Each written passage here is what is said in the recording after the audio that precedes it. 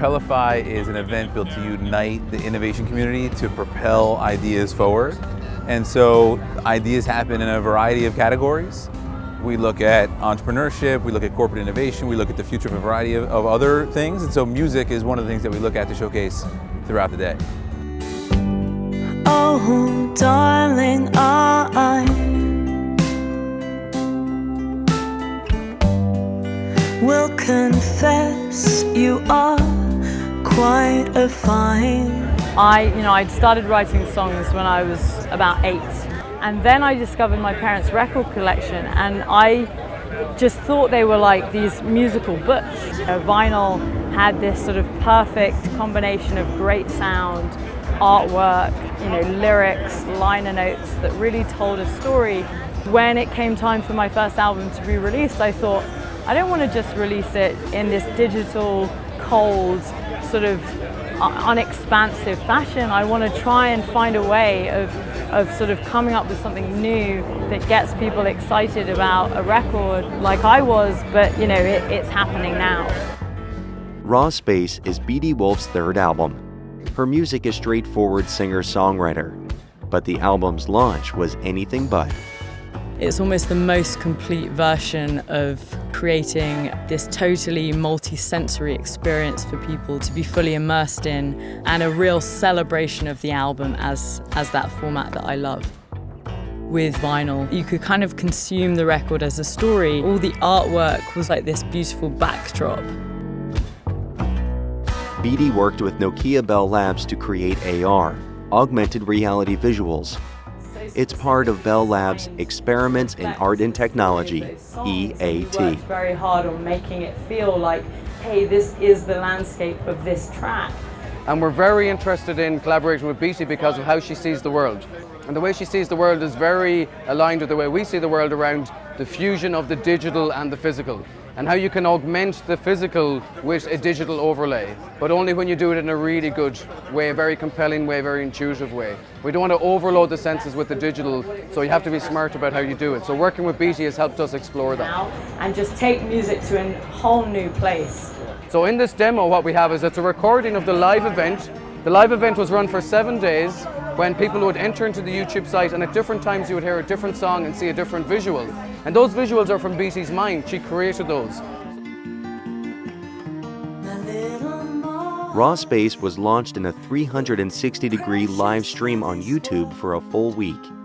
And now tracks are available there in 3D as well.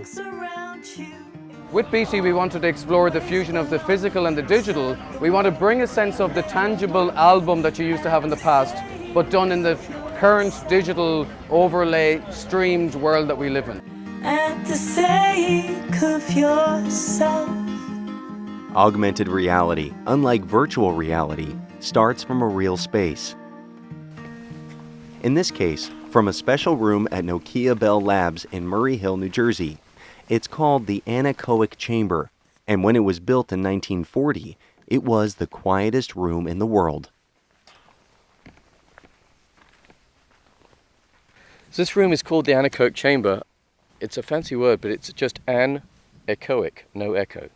That's all it really means. And what it is comprised of these sound-absorbing, they're wedges, so the sound enters and gets trapped just by constant reflection. Think of it as sort of squeezed down, and when it bounces around enough and it's absorbing material, it absorbs. And so it absorbs 99.9995% of sound, I think, and was actually one of the world's quietest rooms. I think a few have been built that are even quieter, but it's in the limit of the most quiet room. So why do we have one? What's it doing at Bell Labs? Well, think about early telephony.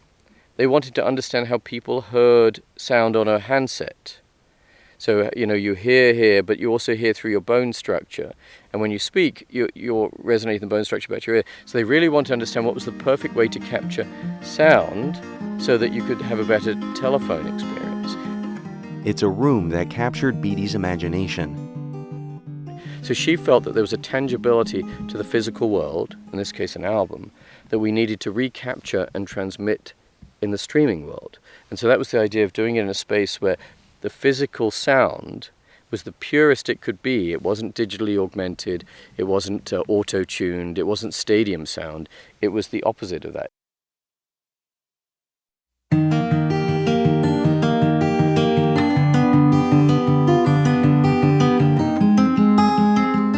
Other artists and musicians have worked in the Anechoic Chamber as well, David Byrne for one. It's all part of Experiments in Art and Technology, a loose, ongoing collaboration between artists and engineers that started at Bell Labs back in the 1960s. There's a very famous set of performances called 9 Evenings.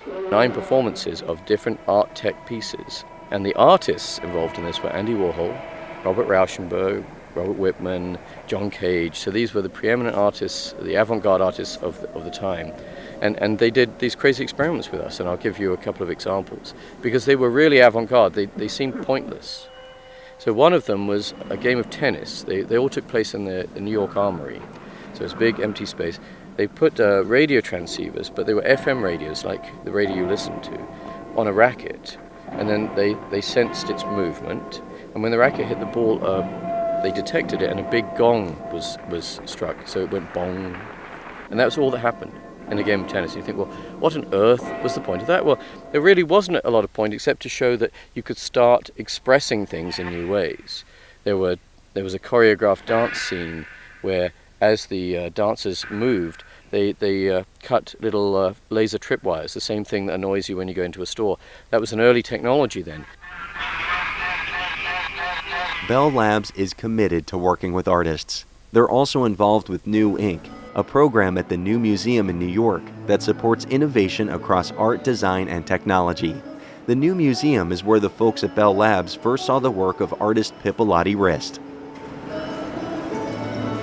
It looks like a forest of projection. So we thought, oh, well, that's what we want. So we've got our own homage to Propelify Rist in this corridor. But actually we had projected images, not just the light changes, but we actually have a projector there behind you.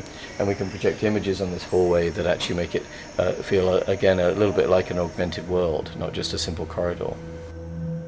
We now know how to do real-time generation of augmented reality with ambisonic sound fields, and we wouldn't have necessarily done that if we hadn't collaborated with Beatie. And so all these things stimulate us to think differently, think about the future. How will music be consumed? How will people live and work? How will they be sensed? And those experiments, if you think about it, often done by the creative types, the artistic community. So that's our interest. It's not just fun, which it is, but it's actually an experiment in the future. The future, as we're living it now, was invented in large part at Bell Labs. Transistors, telephones, television, satellite technology. By taking the long-range creative approach, they're inventing the future there still. There are some people who, when I tell them about Bell Labs, are like, well, what do those guys still do? And as I explain some of the things that they're up to, they're like, that's totally unbelievable. And as I've gotten to know Marcus, it's become really clear, not just what they've done in their early days, but how they stay ahead of the game. And his vision and the team's ability to execute around some of the pretty grandiose ideas that they come up with, I think is a model for a lot of people.